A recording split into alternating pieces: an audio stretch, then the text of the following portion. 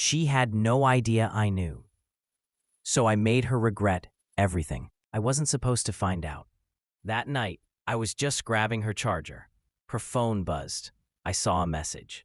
One name. A name I didn't recognize. I opened it. My heart didn't break. It burned. Words you don't unsee. Phrases no man should read from the woman he planned to marry. I stood there, frozen, phone in hand, reality shifting beneath me. She was in the shower, humming like nothing was wrong, like our life wasn't a lie. I didn't scream, didn't confront her. I just watched. Something inside me flicked. Not pain, not rage, something quieter, colder. Revenge didn't shout. It whispered. And in that moment, I listened. I handed her the charger like nothing happened. She smiled, kissed me, wrapped in a towel, told me she loved me. I said it back.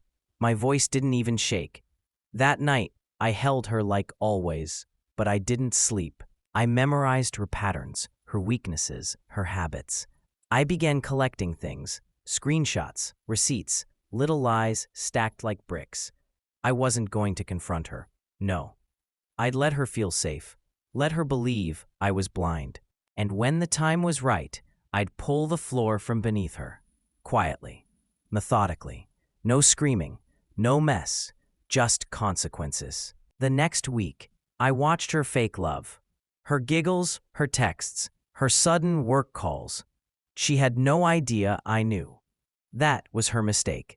I set up a separate folder, labeled Justice. Every flirt, every lie, every cheat documented in silence. I didn't want to ruin her publicly, not yet. I wanted her to feel the world slip away one piece at a time. I began distancing myself, not emotionally, physically, coming home late, saying I was tired, uninterested. She noticed. Asked if something was wrong. I smiled, said work was stressful. She bought it. They always do. I reached out to someone I never thought I'd talk to again, her ex-best friend, the one she betrayed years ago. Turns out, betrayal runs deep with her. We met, talked, compared notes. She didn't know I knew. She didn't know we both knew. That's when I found out that cheating wasn't new. It wasn't a mistake. It was a pattern. And I wasn't the first fool. That shattered any piece of love I was clinging to. I became someone else that day. Colder, focused, determined. I wasn't leaving. I was staying, watching, and planning her fall from inside. She started planning our anniversary, posted sweet captions, bragged online about our perfect love. I let her. Even commented how lucky I was. Everyone bought it. Her family, her friends. No one saw the cracks but me. I began planting seeds, quiet doubts in her circle. Little stories, not lies, just questions. Have you noticed she's distant lately? Doesn't she seem stressed? I let others connect the dots. Paranoia is powerful. It grows fast in liars. Soon, she was asking me if everything was okay. I just smiled and kissed her forehead, told her she had nothing to worry about. She started slipping. Forgot to delete a message. Mixed up stories. Called me by the wrong name once. Claimed it was a joke. I laughed. Played dumb. But inside, I was building her ending. I pulled money from our joint account. Slowly, carefully. Invested it in my name. Moved valuables. Took pictures of everything. Her documents, her secrets. Backed up her cloud. She trusted me with everything. Her passwords, her schedule, her world. And that was her second mistake. I wasn't going to just walk away. I was going to erase the version of her she built on my back. I started sleeping in the guest room, claiming late nights. She complained. I apologized.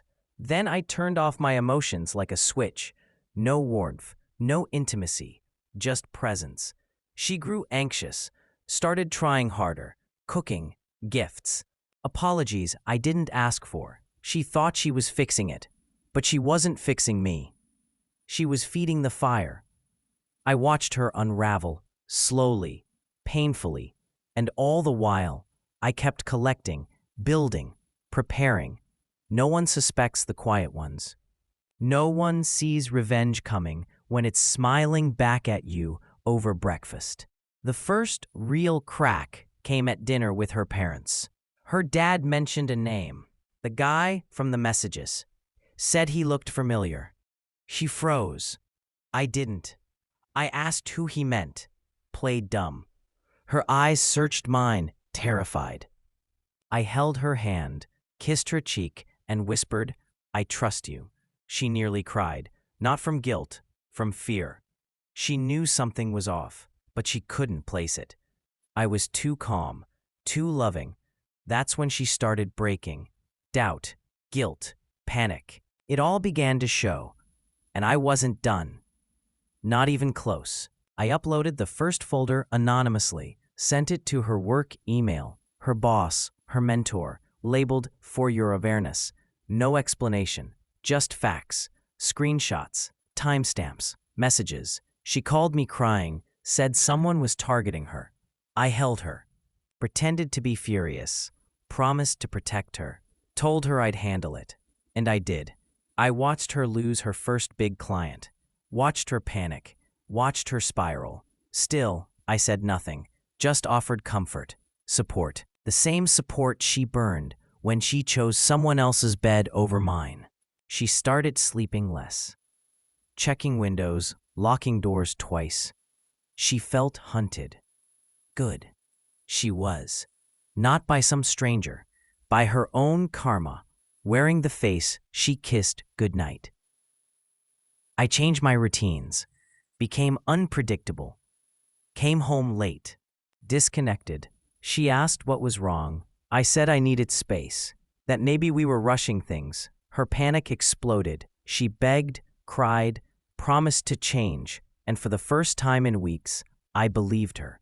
Believed she was scared. Not sorry, just scared. And that was enough to keep going. I created a fake profile, added the man she cheated with, watched their interactions. He was clueless, thought she was single, free, clean. I sent him screenshots, not all at once, just enough to plant doubt.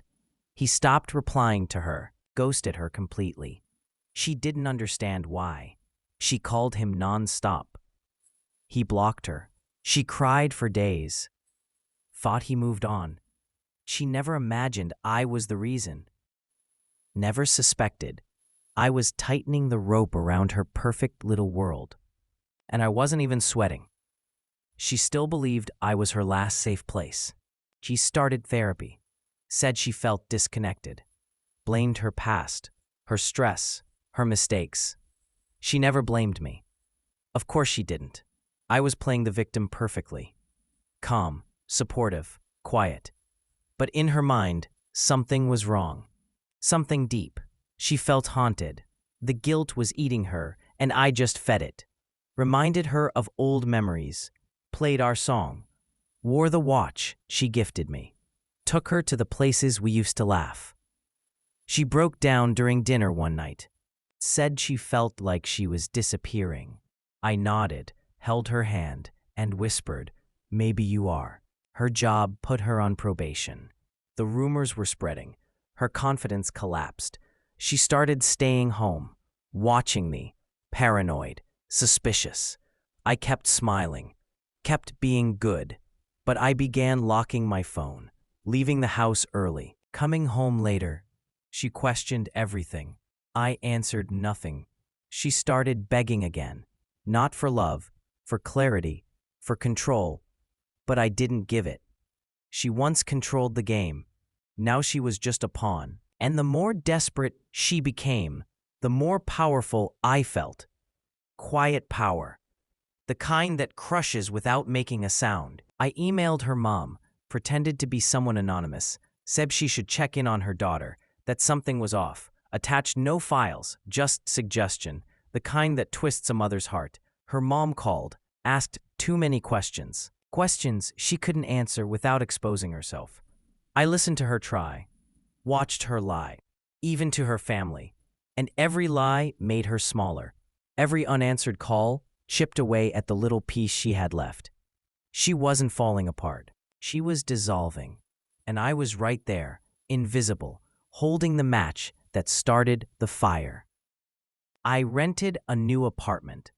Quietly, packed my things over weeks, box by box. She didn't notice.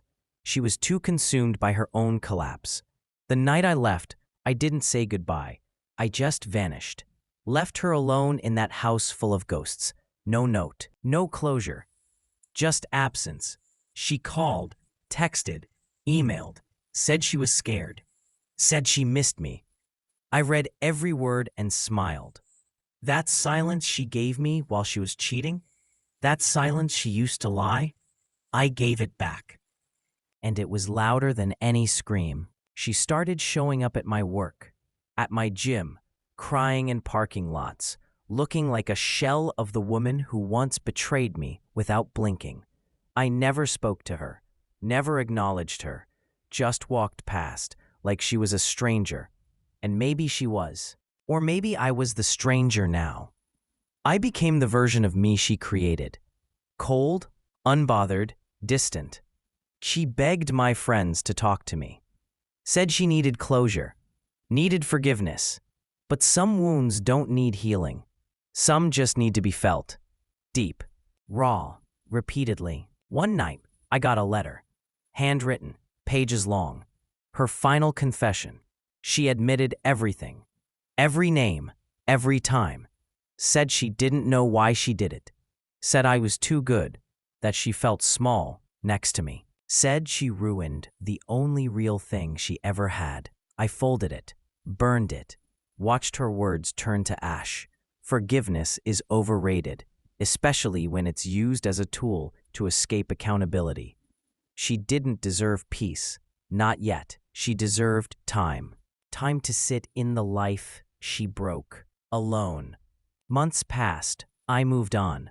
Not to someone new, but to someone stronger, myself. I rebuilt quietly. No social media updates, no rebound, just growth.